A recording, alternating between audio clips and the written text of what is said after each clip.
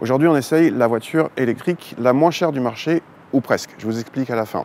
Il s'agit de la Volkswagen e-Up, la version 100% électrique de la Volkswagen Up. Alors cette e-Up, elle existe depuis 2013. D'ailleurs, en 2013, c'était la première voiture 100% électrique commercialisée de Volkswagen. Fin 2019, elle a eu droit à une grosse mise à jour au niveau de sa batterie. Elle est passée de 18,7 à 36,8 kWh, elle a quasiment doublé. En capacité nette, ça fait 32,3 kWh. Avec cette batterie, Volkswagen annonce une autonomie WLTP de 260 km. Pour la motorisation, c'est la même, sauf qu'avant c'était 82 chevaux, maintenant c'est 83 chevaux, mais c'est la même motorisation, électrique bien sûr.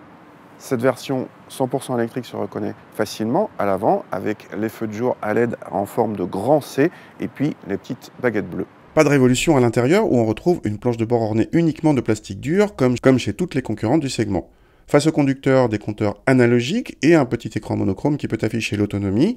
Au centre, la climatisation automatique, un petit écran non tactile et un socle permettant d'installer votre smartphone et de le jumeler avec la voiture pour qu'il affiche des données de conduite. A noter que la voiture est dotée du freinage automatique d'urgence et de l'aide au maintien en voie. Bien pour une petite comme elle. À l'arrière, pas de miracle, il n'y a pas beaucoup de place pour les jambes, mais en appoint c'est suffisant. Bravo quand même d'avoir préservé l'habitabilité par rapport aux versions thermiques. En revanche, dommage pour les vitres à ouverture à compas. Le coffre est lui aussi préservé et reste l'un des plus généreux du segment avec 272 décimètres cubes mesurés par nos soins. Alors cette Volkswagen e-Up, qu'est-ce que ça donne au volant? On a 83 chevaux et 212 Nm de couple présents dès le démarrage, donc ça c'est comme d'habitude avec toutes les électriques, l'agrément d'avoir ce couple disponible tout de suite, notamment en ville, destination principale de cette petite citadine, eh ben, c'est très agréable. Alors c'est pas un foudre de guerre évidemment, mais on a mesuré quand même 12 secondes pour le 0 à 100, ce qui est plutôt suffisant largement.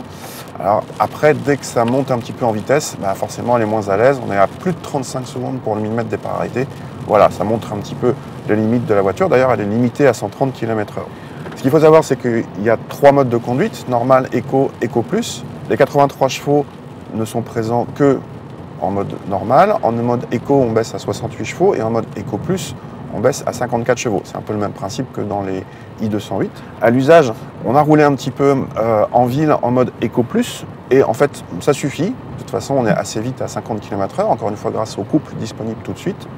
Le plus gênant en fait dans les modes Eco et Eco Plus, c'est que la climatisation et le chauffage sont coupés. Là, c'est un petit peu plus gênant si on doit rester longtemps dans la voiture. Sur notre voiture, on avait quand même les sièges chauffants qui marchaient toujours. Bon, on a toujours ça. Petite anecdote qui n'est pas très encourageante au départ, quand on passe au mode Eco Plus, il y a un petit message qui s'affiche sur le tableau de bord et qui dit « Performance fortement limitée ». Pour la partie châssis, on n'attend évidemment pas de prouesse de cette petite citadine, on attend qu'elle soit saine, c'est le cas. On notera quand même qu'elle fait que 1,2 tonne, on l'a mesuré sur la balance, ce qui fait que ce n'est pas une enclume. On attend surtout du confort et au niveau du confort, bah ça va, elle est tout à fait correcte.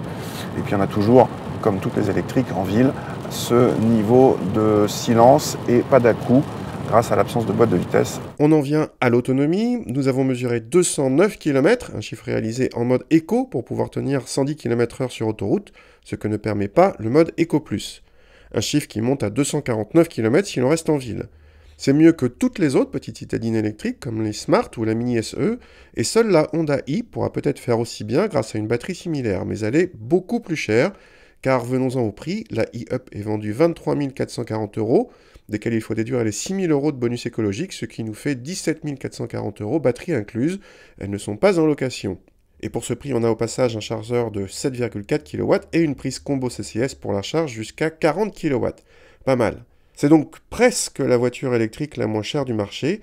Presque, car la vraie moins chère, c'est la Skoda Citigo i à 21 600 €, dont 15 600 € bonus déduit, cette Citigo électrique étant un clone de notre e-Up avec un tout petit peu moins d'équipement, un logo moins célèbre, mais avec la même batterie.